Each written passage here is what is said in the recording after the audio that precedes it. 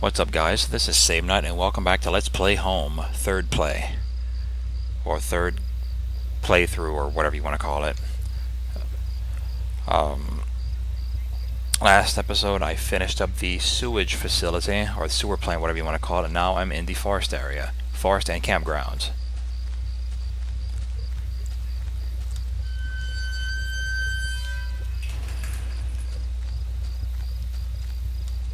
An old ladder leading up to an ancient water tower. The ladder needed to be extended so I could climb it. Did I extend the ladder? Yes. I popped the latch and brought the ladder down. Oh, remember those bats from earlier that I aggravated in the whatever the hell I aggravated them in? A patch of smeared dirt and grass. There was a beat-up old wallet. I thought it was mine. Did I take it? Yeah, go ahead. Its contents was included any cards or ID. It was worn but light. Me carrying the gun around seemed more awkward. Where are my driver's license and credit card? I don't fucking know. Go back up, you dick. From the railing I could see over the woods and down into the entrance of the sewers. Had I come through there before? If I did, someone definitely could have seen me.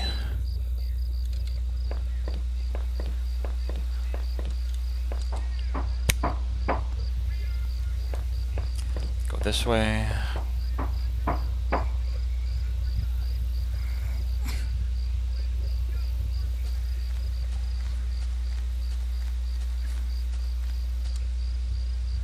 I tried the little key I had fished out of the murky puddle in the sewers. It fit, and I heaved open the rusty door.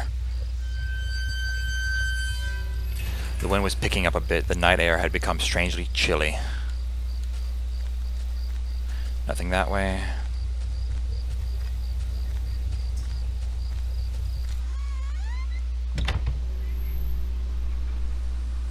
The old train station was quiet as a tomb. The only sound was that of the increasing wind buffeting. Buffeting? The decrepit structure.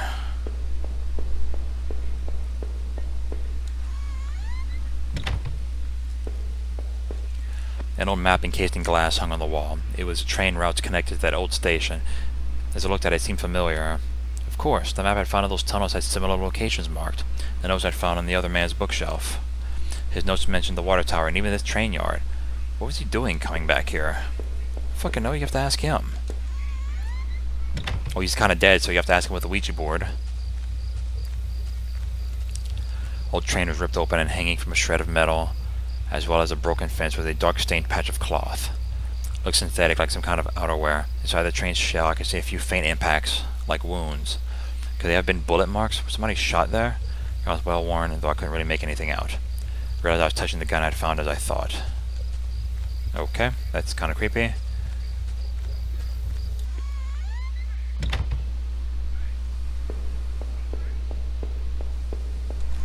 Back this way.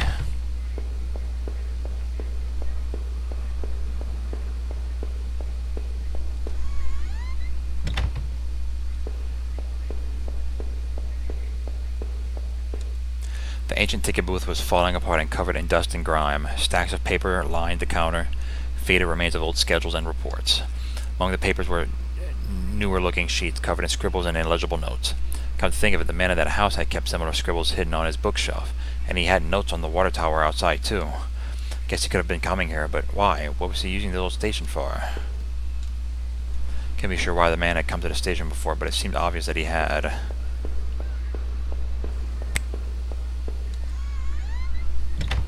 Okay. Station's done. See, like you really didn't even need to come here.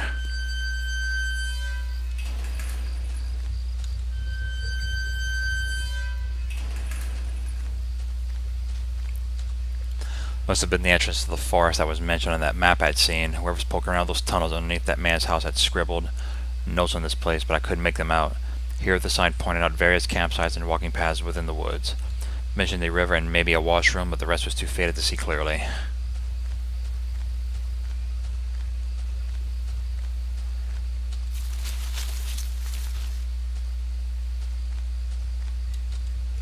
Jumped into the dirt and grass with a plastic card of some kind. I brushed it off and was surprised to see it was my credit card. Wasn't sure if it was still usable, but it was mine. Did I take it? Well, yeah, it's yours. Excuse me. Through the fence I could see a dilapidated outbuilding. Wonder if I could find my way around.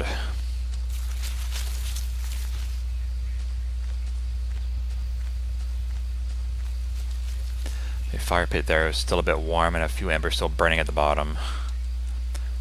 Okay, 2 folding chairs on the ground. One is knocked over. Cheap dome tent slept 2 people. I shone my flashlight so I could see some bedrolls, 2 backpacks, and a cooler.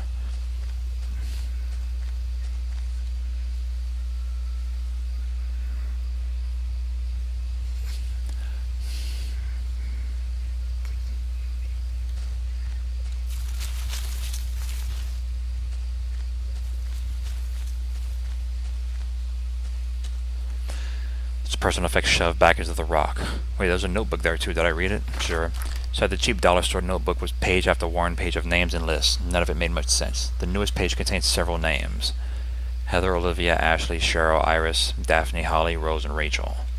Rachel, her name was on the list and had a mark beside it in blue ink. The names Daphne and Olivia having crossed out in the same blue ink. Cheryl, Heather, and Rose had always been crossed out, but these marks looked older and more faded.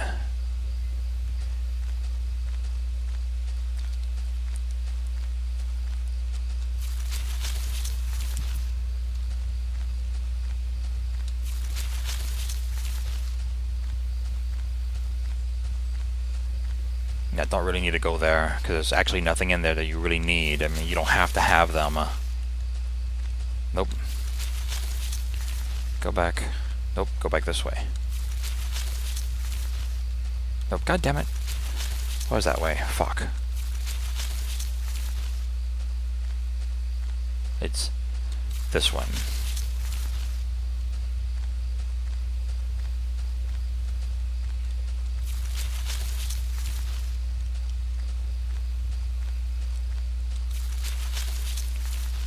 Yes, this one. One picnic table stood within a circle of trees, like an altar. It was covered in faint markings and carvings from who I assumed were previous campers and hikers. Some names and notes on the table surface. Rytron, Kumar, Uncle Phil, Henry, Daniel, David, Jenny, or something. Seen a lot of wear over the years, okay? Path ended in a cold-looking river. I wasn't sure if it was safe to cross. Did I cross it? Yeah.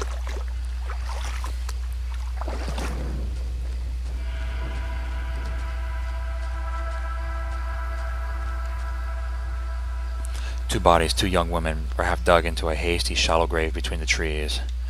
The younger-looking one was still face up, her dead eyes gleaming against my flashlight. They deserve better than that. Did I clean up the gravesite? Yeah, go ahead. Tried to cover them up a bit more, and I closed the younger woman's eyes. I fashioned a crude marker. Wasn't sure why, but I felt I had to do something.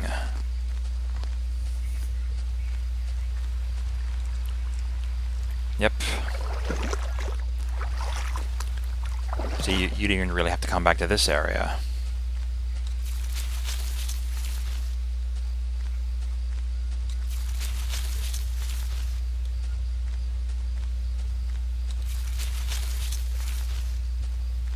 And finding those bodies actually Olivia and Daphne?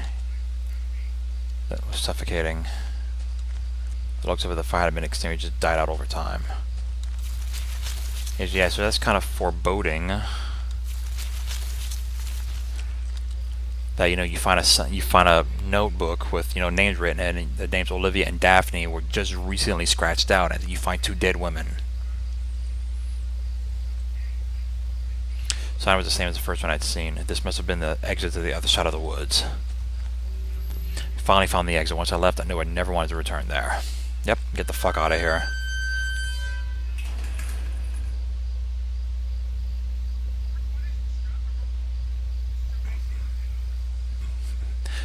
Through the dense trees, I finally started to see some light. I must have been at the edge of the forest, though I wasn't sure where the path ahead of me led. I could almost feel the cryptic notebook in my pocket as I tried to think about what it could mean. Where were the campers who had abandoned their site? Would I meet them too? Though the path ahead of me was less dense, I still felt guarded and wary. Who knew what was ahead? Okay. We come back. I believe this is the storefront, I believe. So I'll do that next. So until then, this is save night on Let's Play Home. Later, guys.